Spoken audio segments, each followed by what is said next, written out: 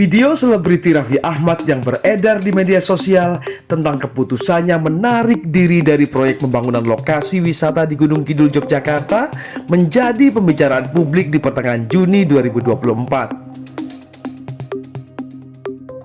Pada momen ini saya ingin menyampaikan pernyataan terkait berita yang sedang ramai dibicarakan, proyek di Gunung Kidul. Saya sebagai warga negara Indonesia yang taat hukum, saya juga sangat mengerti bahwa terdapat beberapa kekhawatiran dari masyarakat terkait proyek ini yang belum sejalan dengan peraturan yang berlaku. Dan dengan ini saya menyatakan akan menarik diri dari keterlibatan saya dalam proyek ini. Karena bagi saya apapun yang saya lakukan dalam bisnis-bisnis saya ini wajib sesuai dengan peraturan yang berlaku di Indonesia, terutama harus dapat memberikan manfaat yang baik untuk seluruh masyarakat Indonesia.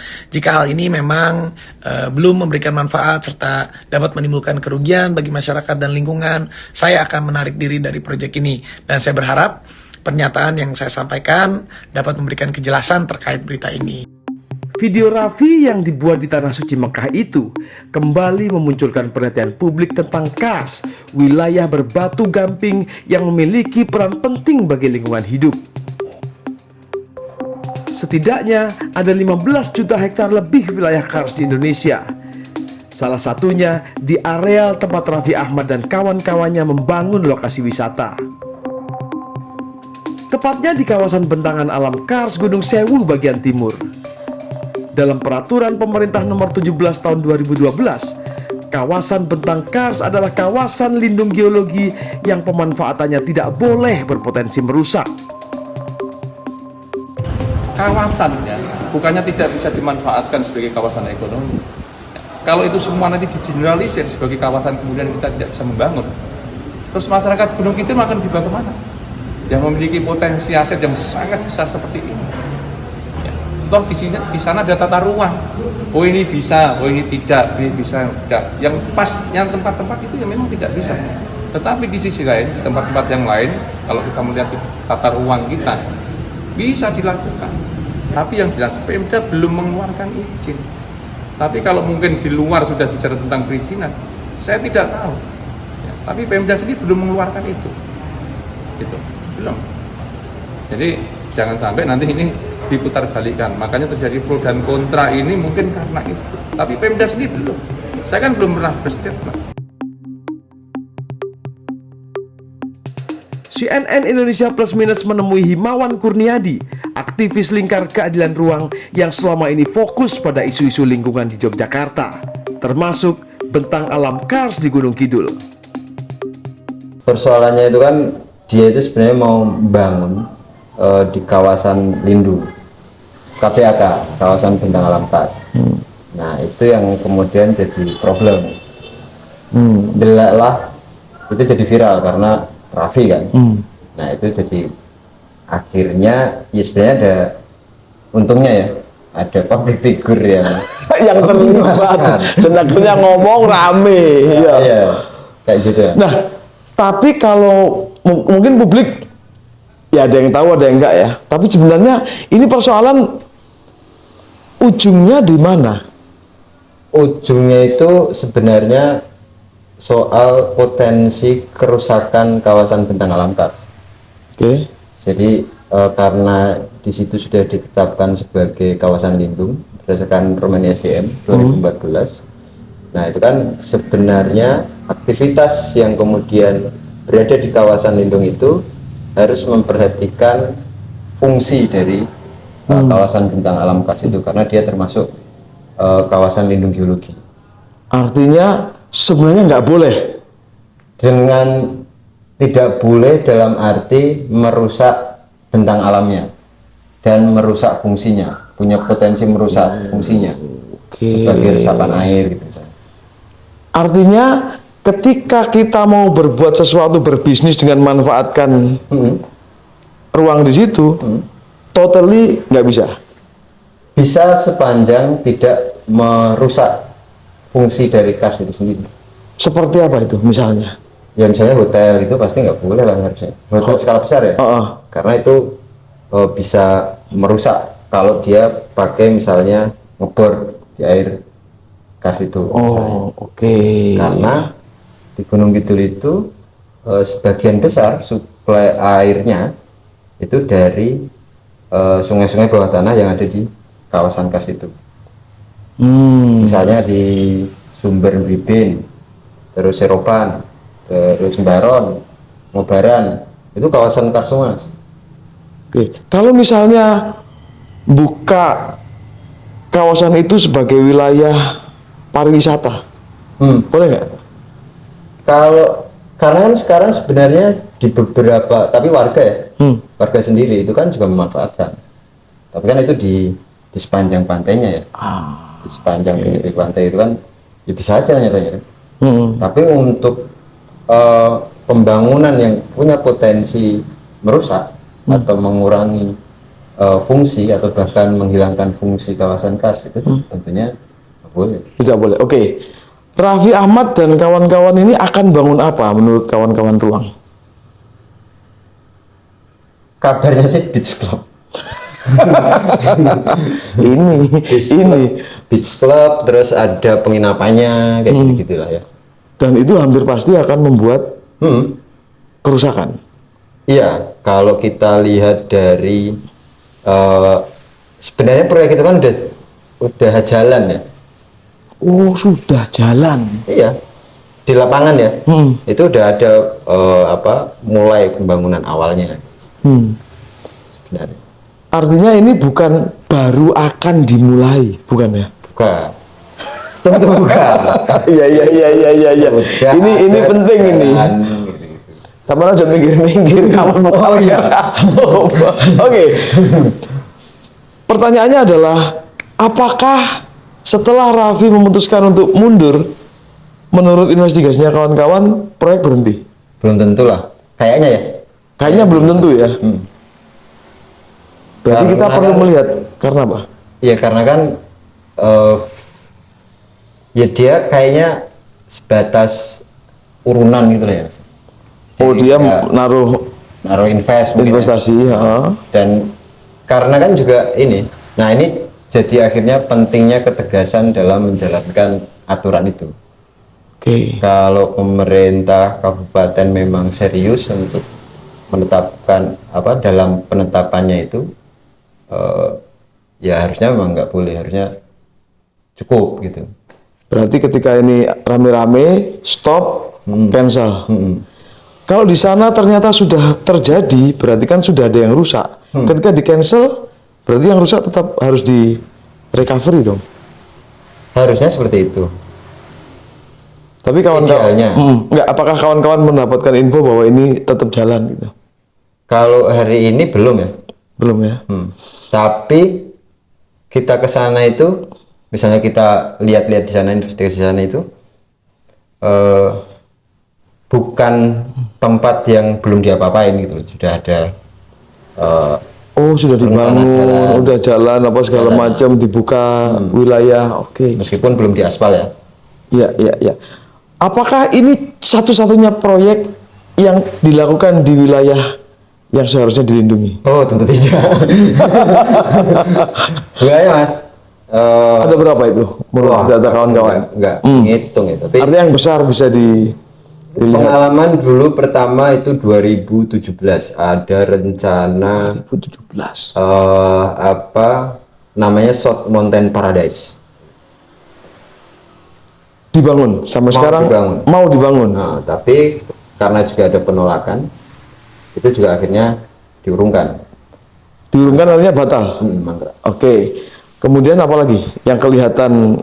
Yang kelihatan ada beberapa, misal yang di kawasan lindung ya, perumahan.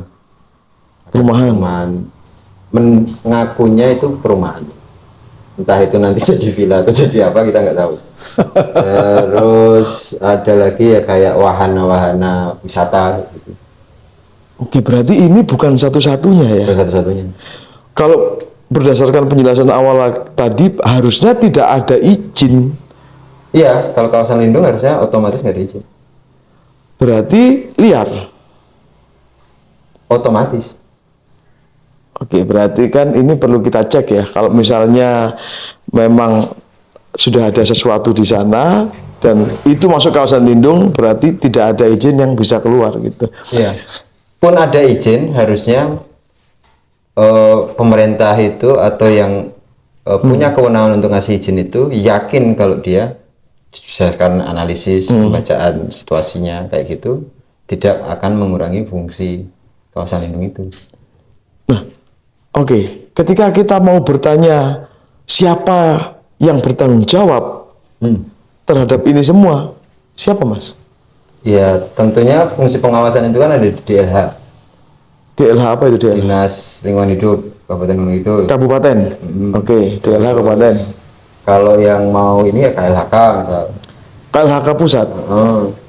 SDM. Pemerintah Kabupaten Gunung Kidul. Masyarakat di sana menerima ini seperti apa, Mas? Sebenarnya karena apa? Itu di kawasan yang memang agak jauh ya dari pemukiman kayak gitu. Ya kebanyakan emang nggak tahu menau.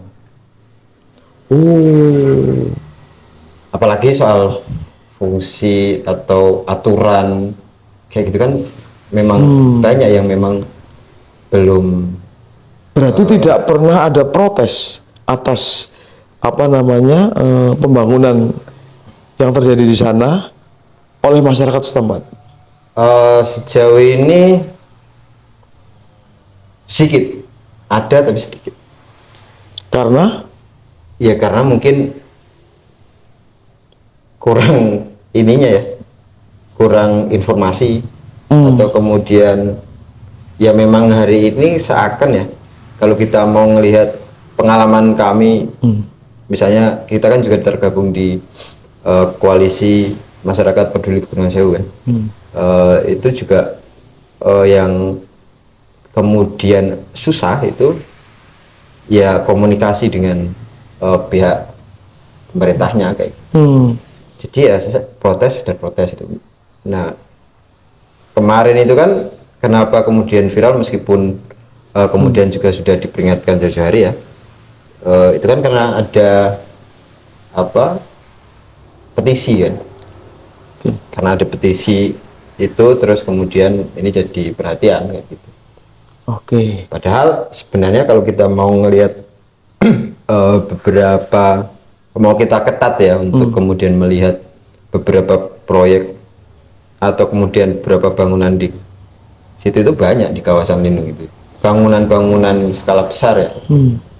Berarti ketika ada proyek di kawasan Kars itu hampir pasti akan merugikan publik. Hampir pasti ke depan akan merugikan. Meskipun bisa dilihat dari angle lain, masyarakat sana akan apa? Mendapatkan benefit Contohnya? dengan secara ekonomi, bekerja di sana dan seterusnya.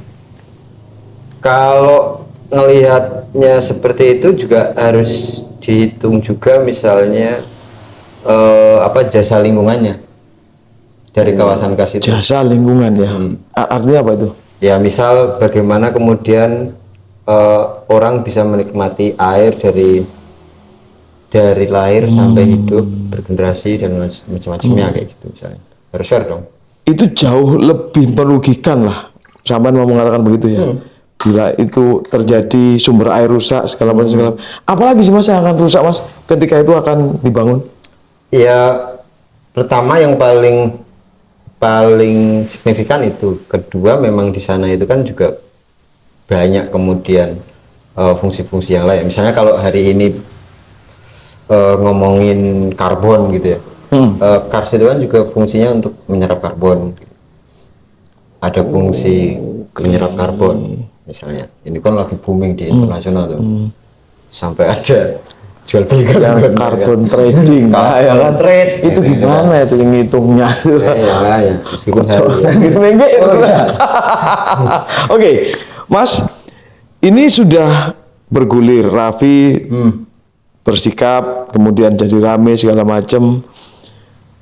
Perkembangan yang bisa kita lihat itu kira-kira kapan? Ketika ini sudah jadi running semacam ini, misalnya sebulan lagi, 2 bulan lagi, apakah itu terus? Aku sih sebenarnya jujur ya lebih melihat karena kalau kita lihat ya Raffi itu katakanlah ya, kita berbaik hati gitu, akan. Padahal yang sedang dan sudah itu kan udah ada yang juga membangun. Jadi sebenarnya harusnya ini jadi momen melihat secara lebih utuh sebenarnya bagaimana keseriusan atau kemudian cara kita untuk ikut dalam menjaga kelestarian Kars ini sebenarnya. Ya Raffi ini bagian, aku bilang bagian kecil dari cerita soal usaha eksploitasi yang ada di kawasan Kars. Sigit Purnomo, Lurah Karangasem Gunung Kidul meminta semua pihak untuk berhati-hati memperlakukan wilayah Kars. Bila kawasan itu rusak, maka bukan hanya masyarakat Gunung Kidul yang merasakan akibatnya, tapi wilayah di kota-kota lain pun ikut terimbas. Dan sekarang kawan-kawan kita itu ada di rumahnya Pak Sigit atau Pak Wage kayak gitu. Dan ini adalah tanah Kars. Memang benar Pak, ini tanah Kars di bawah kita ini.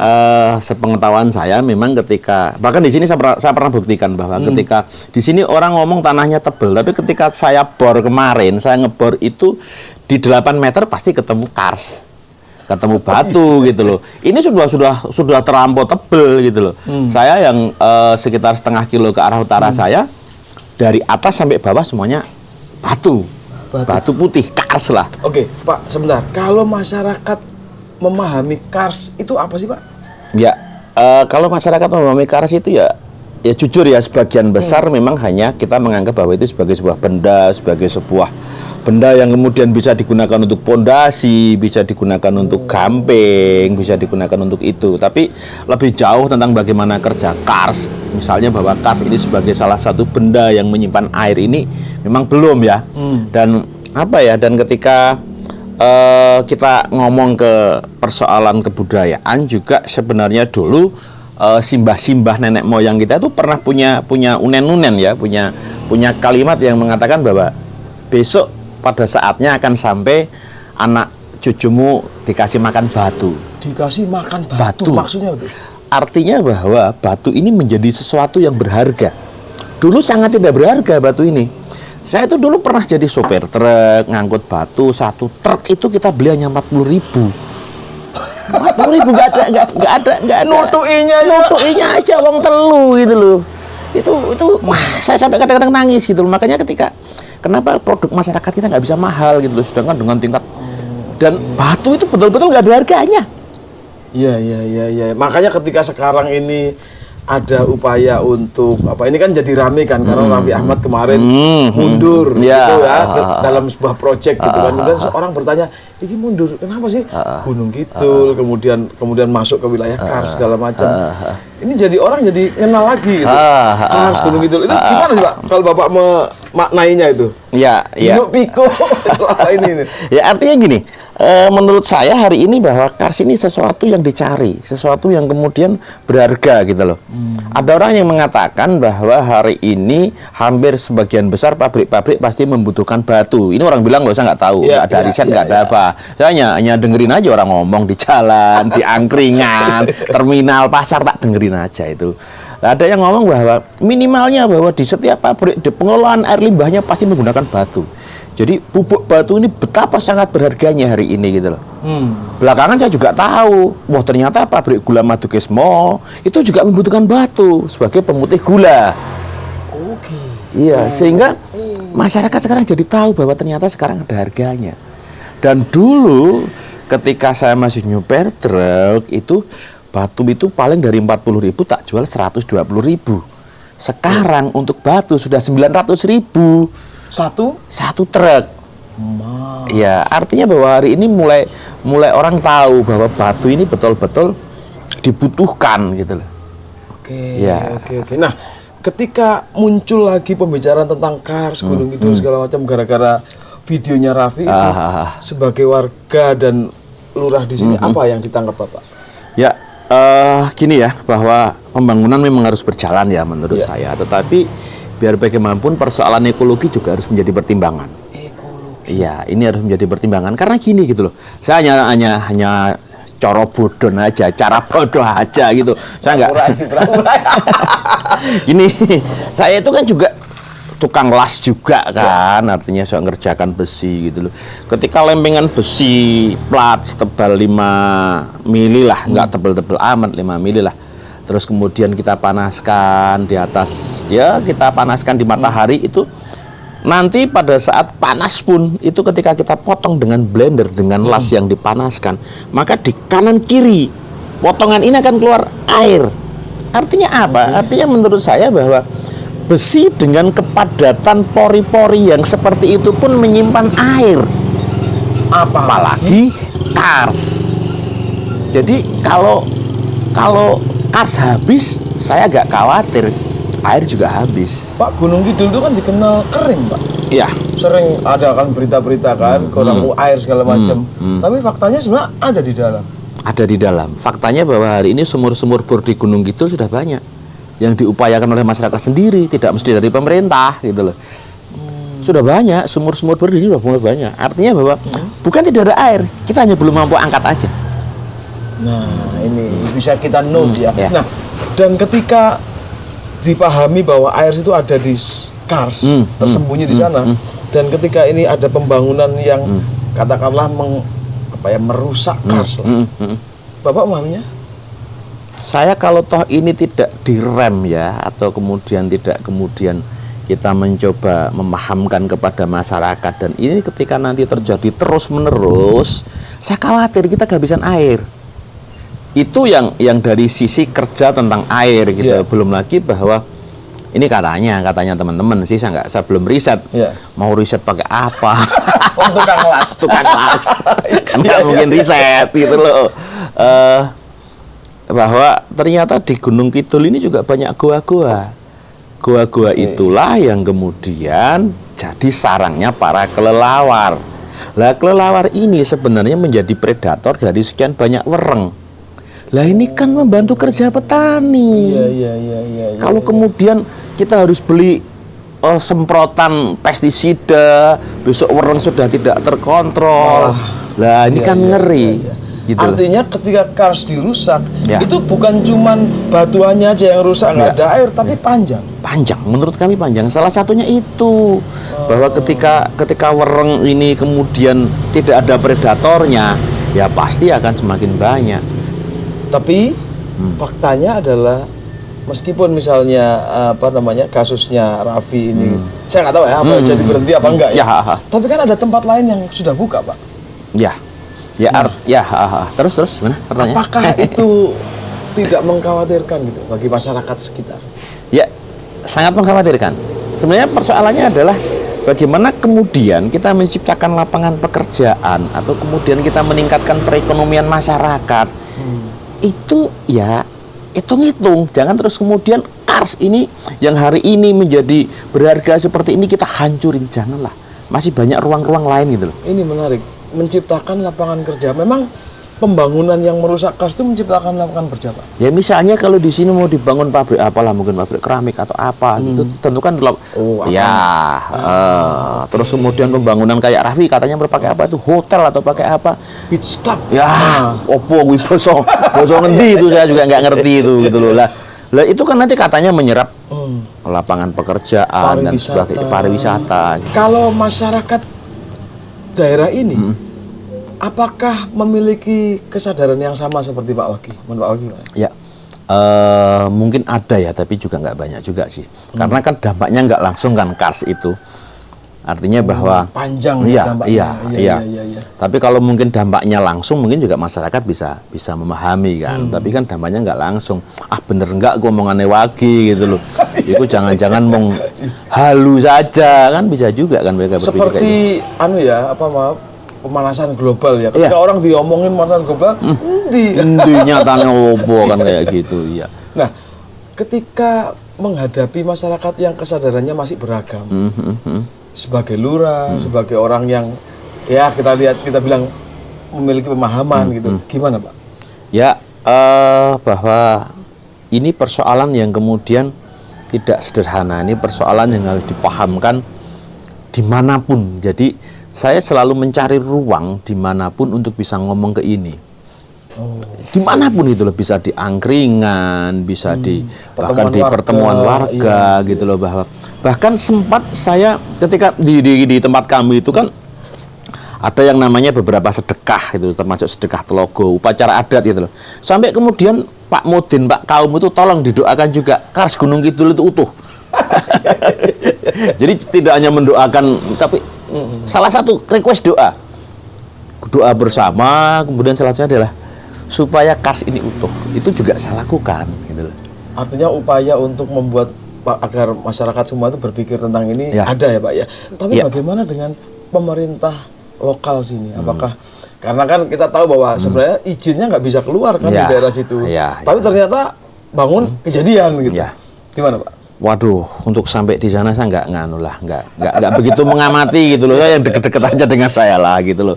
Tapi juga persoalannya kalau toh kemarin juga ada JJLS ya, pembangunan jalan itu ya kalau toh itu menabrak KBAK mungkin iya ya, kelihatannya iya, menabrak bentang Kars itu iya. Tapi terus kemudian jangan dijadikan ini sebagai sebuah, misalnya gini, orang dia aja ngerusak kok, masa kita nggak boleh ngerusak gitu loh. Masa semuanya mau merusak kan kayak gitu.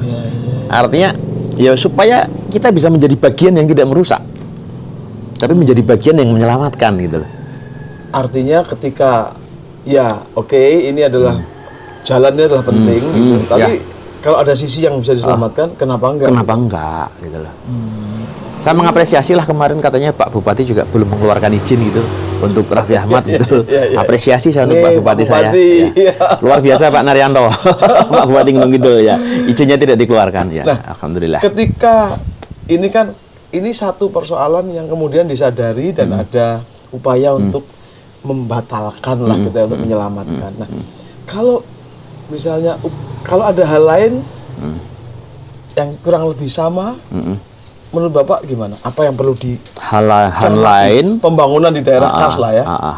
Ya sebenarnya yang paling penting adalah bagaimana kemudian masyarakat memiliki kesadaran. Ini yang paling penting, gitu loh. Menurut saya gitu loh. Jangan kemudian justru masyarakat menjadi bagian yang ingin merusak. Walaupun ada unen-unen tadi saya ngomong, sesuk nek wis tekan wektune sudah sampai pada waktunya makan batu gitu loh.